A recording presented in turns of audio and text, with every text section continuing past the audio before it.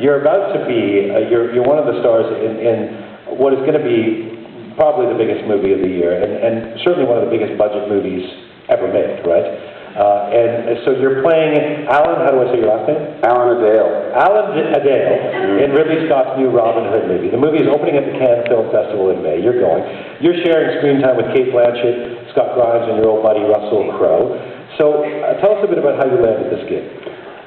Well, I suppose I'll very quickly tell you how I met Russell first, because that's kind of part of it. Russell first discovered Great Big Sea when he was in Canada, I think in the late 90s, doing a movie called Mystery Alaska. And Kevin Durand and Scott Grimes, two of the guys who ended up being in Robin Hood as well, were in that film, and they introduced him to Great Big Sea. And I heard a rumor through the early 90s, you know the dude, like the Gladiator dude, like he likes your band. And as good Canadian form would have it, I was at the NHL Hockey Awards in Toronto in, I think, 2004.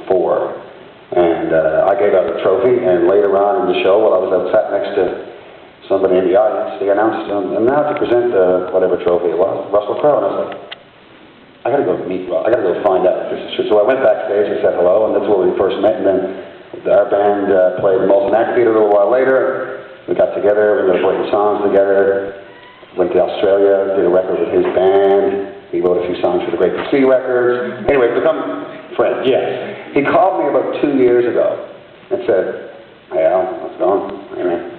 Good day, mate, whatever. And I said, can you play the lute? You know, what kind? You know, a medieval lute? Yeah, I think so. Probably like you that. You said what kind of lute? Yeah, what kind of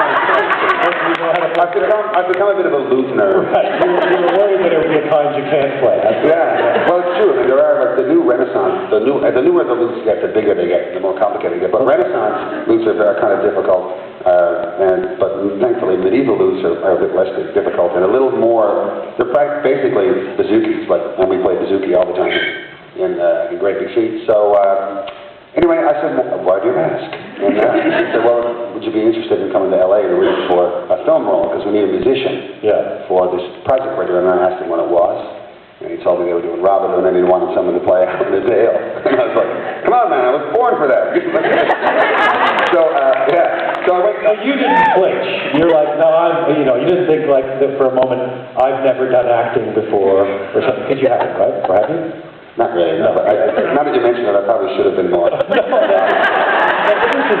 the Alan Doyle we know and love.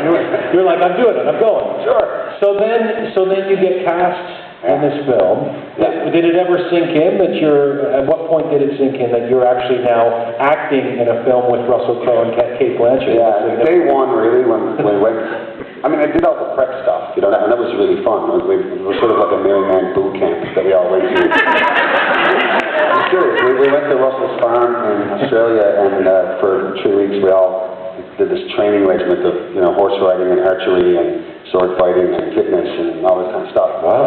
And so that, I just found that kind of fun. It was just like a great laugh, and then went over to London a couple of times to get costumes fitted, and that was kind of cool, I was like, wow, that's a great. And then I ran back, believe it or not, I was at the Junos in Vancouver last year, and we played the last song at the Junos last year, and I ran from the stage, got on a red eye, and I was on the set the next day, and I put on my costume, I walked on set and had to say a line in the first scene I was in, and I won't tell you what the line was, because it might wreck the movie or something. Yeah. You know the dude on The Simpsons who goes, "Joy fries with that?" That's what my voice sounded like. I could just see the doubt. Hundreds of people's eyes. But no, that kind of sinks in really quick, and then you're on it, you're in it, you're doing it, and then off you go. And for 6 months you were in the UK shooting this film, right? Yeah. Wow. And so you moved your family there. You guys were living there for 6 months. Now, you've seen the film, right? You just came back from LA, where you saw the film for the first time in its entirety, correct? Yep. How did it feel to see yourself on the big screen? It's fantastic. What are you talking about? I should be bigger. No, there are other people in the film, right? It's kind of periphery character. Yeah, like, Russell Crowe. Support staff. Like, oh God. The film is amazing. It's amazing, and I mean, I'll just go see it and you'll judge it for yourself. But it's a wonderful, action-packed, you know, historical movie that they tell me is an old-style way of making that kind of movie. I mean, there's almost no CGI or special effects in it. You know, we did scenes with 800 horses running up and down the beach, and dudes literally getting their eyes knocked out with the top of the spear. The whole works like... Right, literally getting their eyes. Literally, a guy got his eye knocked out in one of the scenes. Wow. Yep, and I was like 10 feet from him. And you know something else I was in a scene where they set a dude on fire. And maybe it's a trick, you know, if you're a novice actor and they don't want, you know. So the scene starts and some dude who I've been talking to 30 seconds before someone said action comes running past me, set completely ablaze. You'd figure that'd be the kind of thing someone would give you a heads up about. So when the take was over, Ridley came over and said, "That's great, but you should look terrified by that stuff." And I was like, all work on that's great acting, Mike. Ace acting, But so seeing yourself though, are you happy with your performance? Yeah, I'm happy. I mean, it's a little hard for me to... Do you feel like there's more Hollywood in your future? I'd love to do stuff. Maybe there's more loot plague movies. Yeah. Well, how big a market is that? I mean, how many... I don't know. You can branch out, you know, the mandolin. Sure. But it's fantastic. I mean, so you're excited about this? Oh, I'm really excited, and I can finally talk about the movie because I saw it a couple of days ago. And up until then, people have been asking me about it, and I sound like I'm being coy or whatever. I go like, "So is your role very big, or is it the same as the like?" And I go, "Guys, I don't know. I haven't seen it yet." Like, you know, we were there for 6 months, and stuff happened.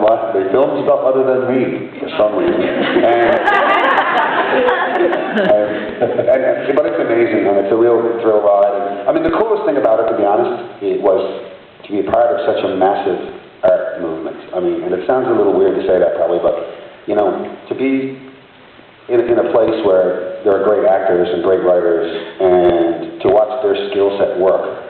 But then behind that guy was an excellent guy, the best guys in the world worked on this movie. So, I mean, and the film guys were great, the lighting guys were great. I don't think people would think of a Ridley Scott massive blockbuster as an art movie. That's an interesting... and it's like, I felt there was days I felt like I was walking around in a painting. Wow. Like I'm in a time machine, like this is amazing. And a time machine with people running around on fire. Honestly. Immolated. It was, I mean, you know, there were actually, there's trained chickens in this movie, man. Alan, I want you to hang on right here, because I want to bring out a cohort of yours, a long-time co-founding member.